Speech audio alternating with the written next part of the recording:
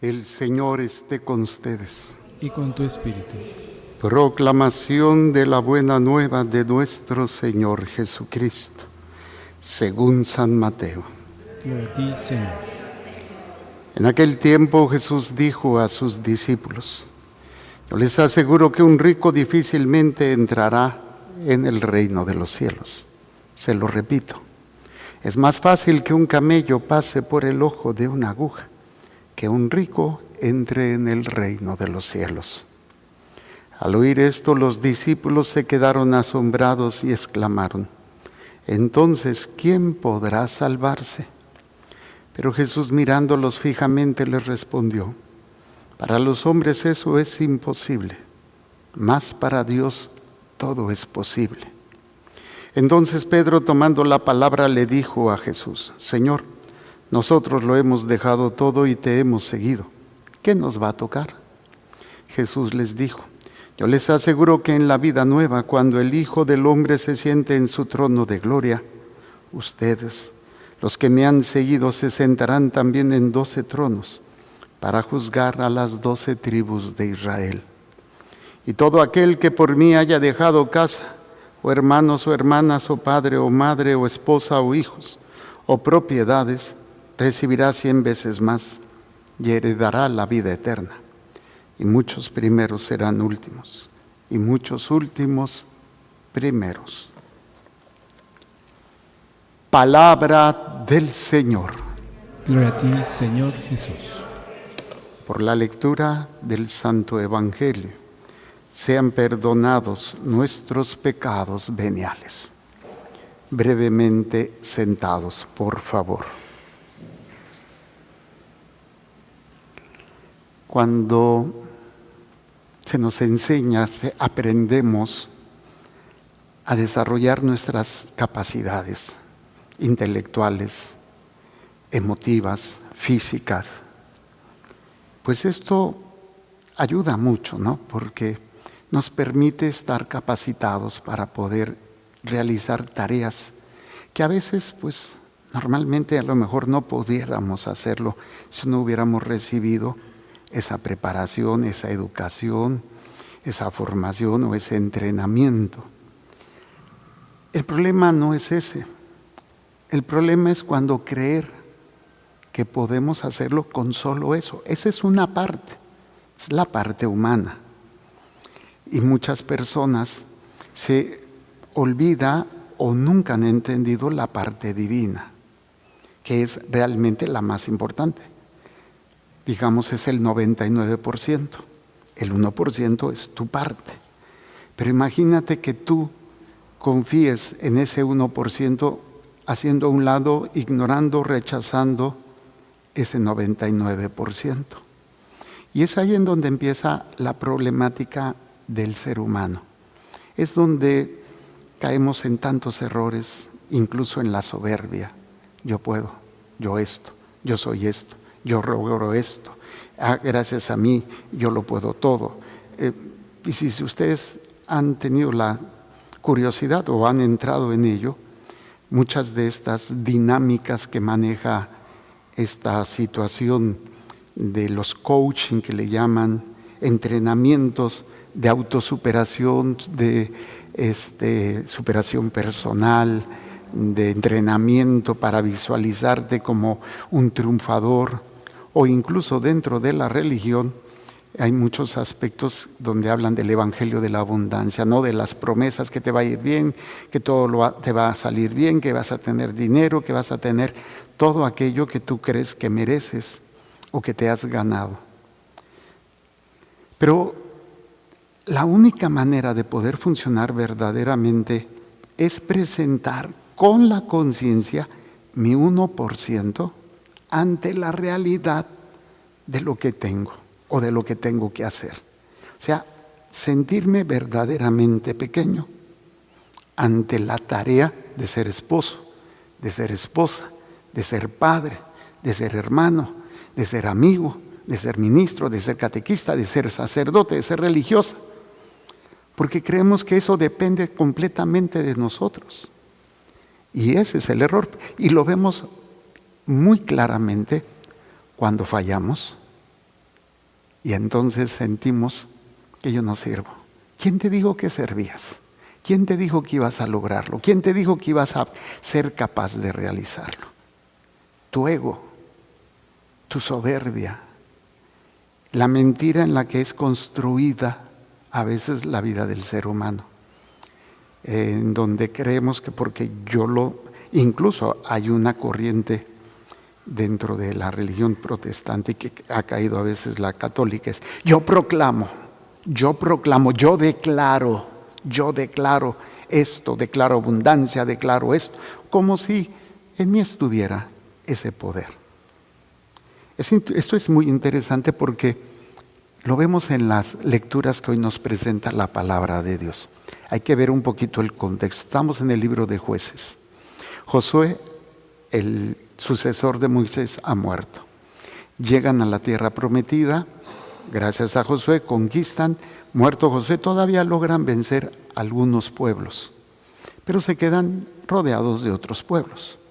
¿Cuál es el problema? Que el pueblo no se mantiene fiel a Dios. Y entonces empiezan las consecuencias de quitar a Dios de sus vidas y empezar a hacer las cosas sin Dios, o en apoyarse en otros dioses, que a veces para nosotros, no, pues yo nada más tengo a Dios, pero no es en el que te apoyas. Te apoyas en ti, te apoyas en tu dinero, te apoyas en tu proyecto, te apoyas en este plan que tienes para lo que tienes que hacer. Incluso nos puede suceder a nosotros como sacerdotes, el plan pastoral, ¿sí? Y no hacerlo desde la humildad, desde ese 1% reconociendo que no puedo.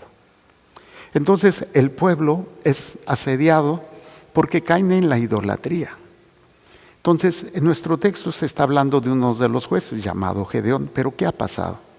Tienen 7 años que están siendo asediados por los madianitas, una tribu, un pueblo, que pues Dios permite que cuando el pueblo tiene su cosecha, tiene eso, llegan los madianitas con toda su tribu, con todos sus animales, y les arrebatan, les roban todo aquello que ellos poseen por 7 años. 7 años. Y es entonces cuando viene este pasaje que es Gedeón, un simple campesino, una persona sin pena ni sin gloria. Pero vean esta realidad. Entonces dice el texto: vino el ángel del Señor y se sentó bajo la encina del Ofrá, que pertenecía a Joás, de la familia de Abiezer. Joás es el padre de Gedeón, Abiezer forma parte de la tribu de Manasés. Entonces dice, su hijo Gedeón estaba limpiando trigo en el lagar para esconderlo de los madianitas, porque venían y se tragaban todo y los dejaban sin nada. Cuando el ángel del Señor se le apareció y le dijo, el Señor está contigo, valiente guerrero. Entonces vean estas palabras.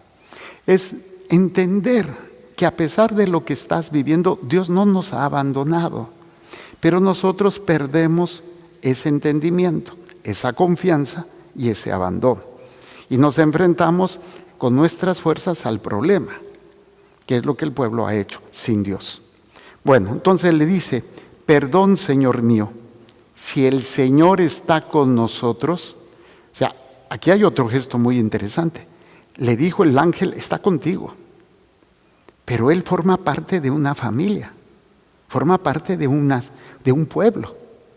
Entonces él dice, si el Señor está con nosotros, ¿por qué han caído sobre nosotros tantas desgracias? Y aquí viene otra parte que a mí me fascina, la importancia de la enseñanza. Aquí creo que están algunas catequistas. La enseñanza de las maravillas de Dios. Porque Gedeón y el pueblo han recibido la enseñanza que Dios había hecho prodigios. Había liberado al pueblo. Ok, eso hizo antes, ¿y por qué no ahora? ¿Dónde está ese Dios que hizo? Dice, perdón, Señor mío, si el Señor está con nosotros, ¿por qué han caído sobre nosotros tantas desgracias? ¿Dónde están todos aquellos prodigios de los que nos hablan nuestros padres cuando nos decían, el Señor nos sacó de Egipto?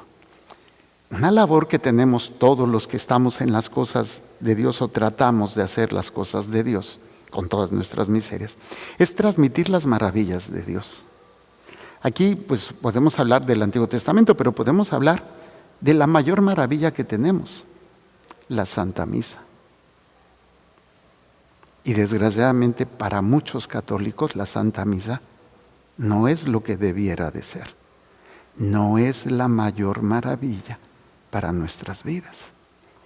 Y que también el otro aspecto es, ¿qué es lo que yo transmito a los demás? Empezando con mi propia familia, o como catequista, o como monja, o como sacerdote, o como amigo. ¿Qué transmito? ¿Qué maravillas? Y a veces lo único que transmito son broncas, y es que me pasa esto. O sea, ¿qué estás diciendo? Que tu problema es más grande que ese Dios del cual tú dices que crees. Entonces, al menos Gedeón ya había oído de esas maravillas. Claro, no las ve, pero tiene conocimiento de él. Y él hace alusión, ¿dónde están esos prodigios que nos decían nuestros padres? ¿Dónde está? Dios nos ha abandonado. Entonces dice, ahora en cambio el Señor nos ha abandonado y nos ha entregado a los madianitas. Aquí hay un reconocimiento de una consecuencia, que es el pecado. No lo dice abiertamente, pero después Gedeón, aunque no aparece aquí, se va a dar a notar. Bueno, dice, entonces el ángel se volvió hacia Gedeón y le dijo, usa la fuerza que tienes para ir a salvar a Israel del poder de los madianitas. Pues sí, cierto, yo puedo, yo esto, yo aquello, yo tengo un diplomado, yo tengo una carrera, yo tengo un entrenamiento, yo puedo, yo.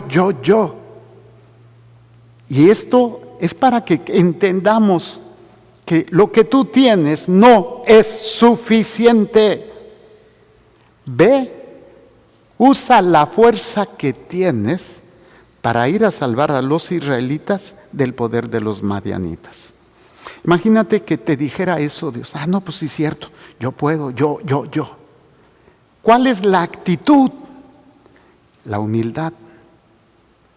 Ante la tarea, obviamente Dios sabe que le va a dar la fuerza, pero ve también la actitud de Gedeón, que se la puede creer, pues sí, yo tengo esa fuerza. Y se presenta como el más pequeño de todos. La humildad. Acuérdense de mi Madre Santísima. Pero aquí, ¿qué es lo que sucede? Dice, yo soy de la casa más pobre de la tribu de Manasés. Y de la casa de mi papá, yo soy el más pequeño. O sea, el que ni picha, ni cacha, ni deja batear. Soy el más pequeño. Y es en esa actitud entonces donde puso su 1%. Su 1% no es su conocimiento, no es su entendimiento, es su reconocimiento de su pequeñez ante la tarea tan formidable de liberar al pueblo. Esa sería la actitud de nosotros ante la tarea de una familia, ante la tarea de un trabajo, ante la tarea de un apostolado, de un servicio. Yo soy un pecador. Yo no soy ningún santo. Yo no puedo por mis solas fuerzas. Por eso me encanta cuando dice, perdón, Señor mío, pero ¿cómo voy a salvar yo a Israel? Mi familia es la más pobre de la tribu de Manasés y yo, el más pequeño de la casa. Ese es el 1%, su humildad, su reconocimiento que yo no puedo solo. Dice, el Señor le respondió, yo estaré contigo. Entonces aquí cambia completamente, porque ya no soy yo. Yo reconozco que no puedo, pero yo necesito reconocerlo, aceptarlo y presentarlo a Dios. Yo no puedo. Yo estaré contigo y tú derrotarás a todos los madianitas como si fuera un solo hombre. Y viene aquí otro gesto que aquí cuando lo estaba meditando me voló la mente. Fíjense, Gedeón le dijo, si he alcanzado tu favor, dame una señal de que tú eres el que me habla. No te vayas de aquí, por favor, hasta que vuelva con una ofrenda y te la presente. O sea, si he hallado tu favor, permíteme hacerte una ofrenda, un sacrificio, o una ofrenda. Prepara el cabrito, un pan y el caldito. Imagínense una birria, así bien sabrosita, ¿no? Bien preparadita. Y llega con el ángel y dice, aquí está. ¿Qué sucede? El ángel le dice, ponlo sobre la roca. La carne, el pan y el caldo. Y Gedeón lo hace. El ángel con su bastón toca y sale fuego y se consume. Y aquí uno de los padres de la iglesia decía, esto es el sacrificio de la misa, donde tú le presentas a Dios la carne, que son tus pecados, tu miseria, el caldo, tus pasiones, y es el fuego, la piedra es Cristo, y el fuego es el sacrificio que Cristo hace para consumir nuestra miseria, nuestro pecado, purificarnos. Por eso cuando prestamos en la Santa Misa no es pasiva, no es pararse, sentarse, hincarse, pararse, parecen aeróbics.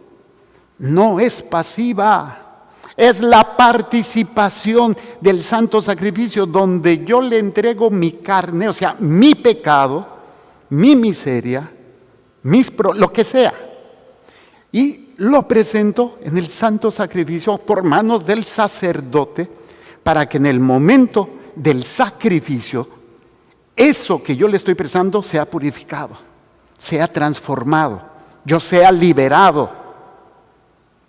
Pero tristemente participamos de la misa con una pasividad y una dormición que pues se están durmiendo, están en otra sintonía, no estamos entendiendo este gesto simbólico.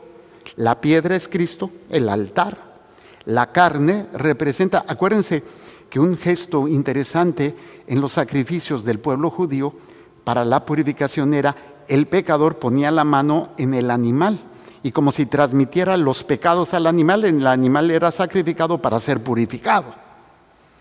Y el cordero, el único cordero que hace por nosotros es Cristo. Por eso Juan le dice, este es el cordero de Dios que quita el pecado del mundo. Ese fuego, incluso el domingo lo oíamos, cuando el Señor en el Evangelio decía que he venido a traer fuego a la tierra y cuánto desearía que ya estuviera ardiendo. Ese fuego les decía que es purificación. El síndrome de purificar, detox que le llaman en todos los procesos de medicina alternativa, ¿no? Hay que desintoxicar el cuerpo.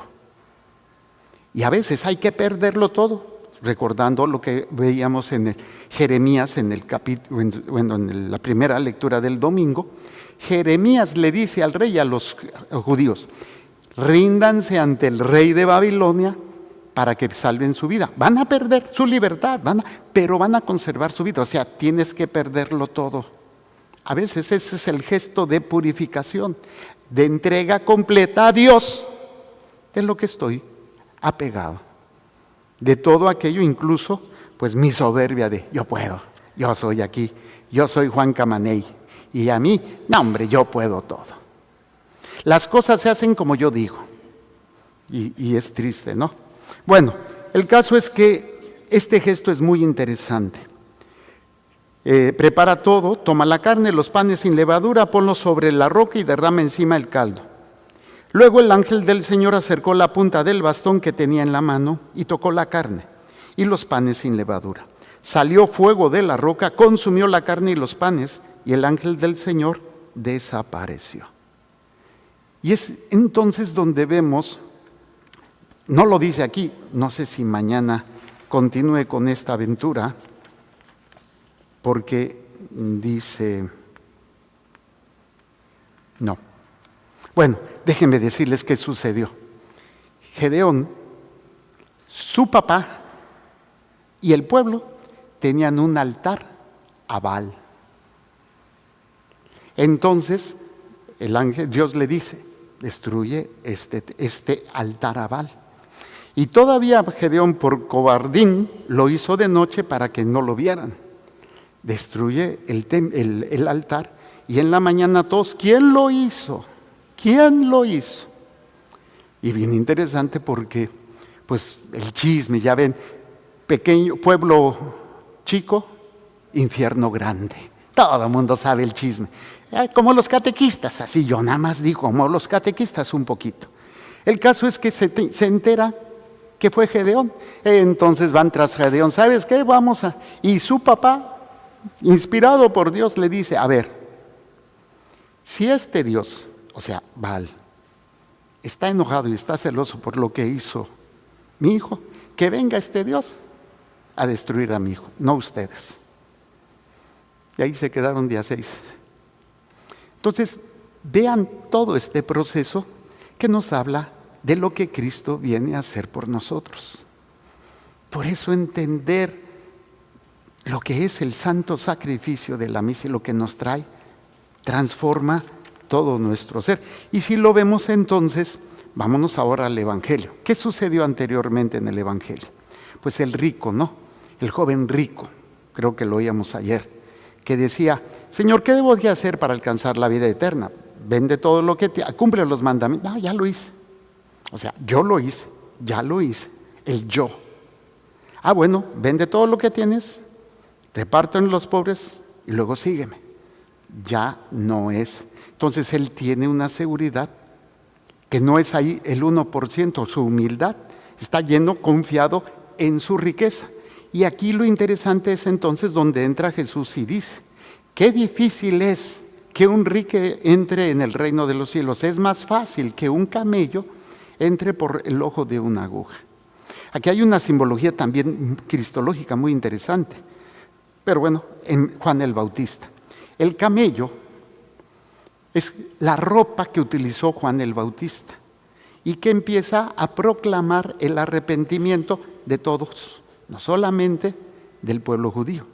Es donde entran todos los gentiles y que es ese camello que representa pues a todos aquellos que a través del bautizo vamos a ser purificados para poder entrar por ese ojo de la aguja. Pero bueno, dice, les aseguro que un rico difícilmente entrará en el reino de los cielos, no por su riqueza, sino por su confianza en lo que tiene. Porque habrá gente pobre, pero confía en lo poco que tiene como si fuera lo más grande. Y confía más en que él puede que en Dios, que voy al porcentaje otra vez, el 1%. Entonces dice, se lo repito, es más fácil que un camello pase por el ojo de una aguja que un rico entre en el reino de los cielos. Al oír esto, los discípulos se quedaron asombrados y exclamaron, entonces, ¿quién podrá salvarse? Y ahí es donde entra la actitud de Gedeón. ¿Cómo voy a poder enfrentar yo un ejército si soy de la familia más pobre y de mi familia el más pequeño? O sea, el que no tiene voz ni voto. Y entonces es la expresión que dice Jesús, para Dios, dice, para los hombres eso es imposible. ¿Es qué? Imposible. Grábatelo en tu corazón, en tu mente. Es imposible. Sin Dios todo es posible. Sin Dios nada es posible. ¿Cuál es la actitud? Humildad. O sea, no te pongas que, ¿cómo he sufrido? Ay, ¿cómo me han hecho? Ay, es que mi marido. Ay, es que mi suegra. No, no es la actitud que Dios quiere. La actitud es de humildad. Por eso a veces no entendemos que la riqueza no solamente son las cosas materiales. Tu riqueza puede ser tu autoproclamarte mártir y verte pobrecito de mí, o tu confianza en tu carácter, en tu voluntad, en tu soberbia, o en lo poco que tienes. O sea, ¿qué riqueza tienes que te impide poder entrar? O permitir que Dios haga lo que tú no puedes. Para Dios nada es imposible, o todo es posible. Y Pedrito, como siempre, metiendo su cuchara. Señor, ya ves, nosotros lo hemos dejado todo. Bueno, pues miren, todo el que haya dejado va a recibir el 100 por 1 en la vida eterna. Y no solamente allá, se refiere a una familia más grande. O sea, ya no es solamente la familia de sangre, Es la familia de fe, es la iglesia. Vas a tener hermanos. En los primeros años de la iglesia, en el cristianismo primitivo, las familias traicionaban a sus familiares porque se habían vuelto cristianos y los entregaban. ¿Y quiénes los ayudaban a veces a rescatar y a proteger? Los que no eran de su sangre, que es lo que oíamos en el Evangelio del domingo, ¿sí? El hijo estará en contra del padre, el padre contra la madre. He venido a traer guerra, pero no una guerra de agárrense a golpes, sino de purificación. Habrá bandos, los que con Dios y los contra Dios. Entonces, cuando Pedro pregunta, hemos dejado todo. Bueno, van a recibir el 100 por 1 en la regeneración, o sea, en la restauración, en la vida eterna. Pero termino con esta última idea, que también así se me hizo hermosísima. Hasta apenas lo entendí, tengo 23 años de sacerdote y apenas me cayó el 20. Todo aquel que por mí haya dejado casa o hermanos o hermanas o padre o madre, esposa, hijos o propiedad, recibirá 100 veces más y heredará la vida eterna. Esta parte. Y no es cierto. Más adelante, está más arriba. Yo les aseguro que en la vida nueva, cuando el Hijo del Hombre se siente en su trono de gloria, ustedes, los que me han seguido, se sentarán también en 12 tronos para juzgar a las 12 tribus de Israel. Este concepto a mí me hacía cortocircuito. Porque el único que puede juzgar, ¿quién es? Dios. Entonces, ¿cómo pone a los apóstoles a juzgar? Y entonces entendí algo. No es un juicio de, a ver, no, tú, condenado, tú, condenado. No, porque el mismo Jesús lo va a decir en otro pasaje. Vendrá la reina de mediodía, vendrán los ninivitas que se convirtieron o que viajaron para escuchar a Salomón o para escuchar a Jonás, y ustedes que tienen a Cristo no se han convertido. Entonces ese es el juicio, donde ¿quiénes eran los apóstoles judíos? Que estaban también con la ley, con toda la cuestión política, económica y de opresión y todo. Y entonces los judíos puedan decir, no, es que la ley, es que las broncas que teníamos. Y entonces los apóstoles, espérate, yo también fui judío, yo también soy judío, yo también estuve viviendo lo que tú viviste. Y yo sí me convertí, porque tú no. O sea, ¿con qué cara va a decir o se va a justificar para decir, es que yo sufrí, es que a mí me pasó? Que eso es lo que hacemos, nos justificamos.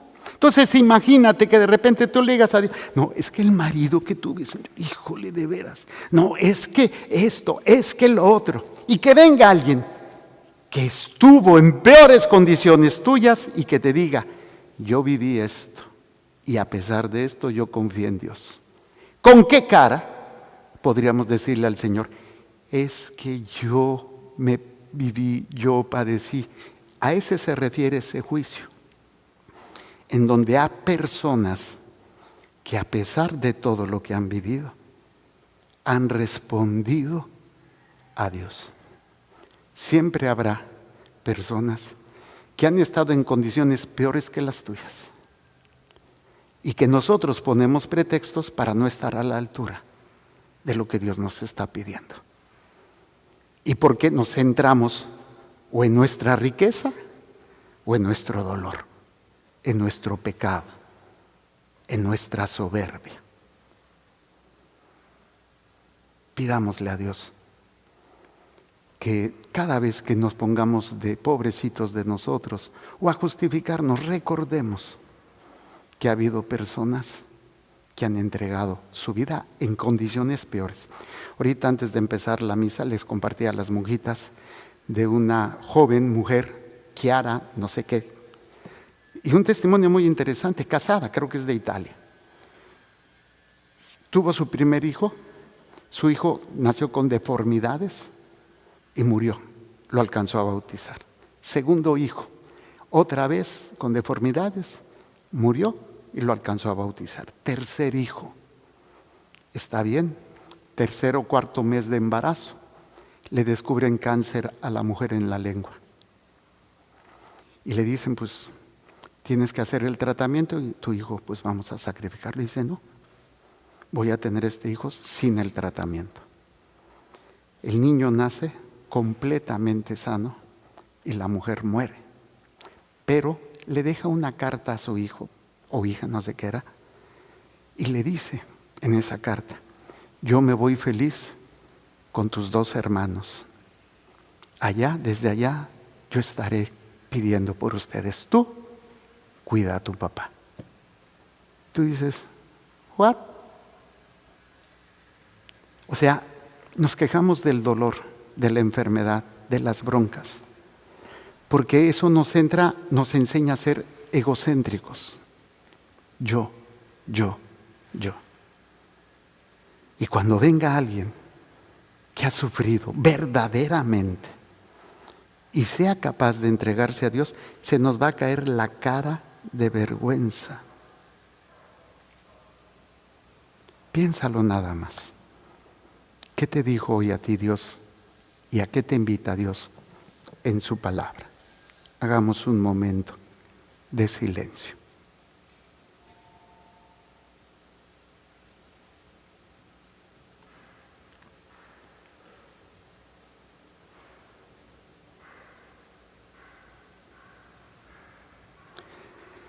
Padre, te presento todas las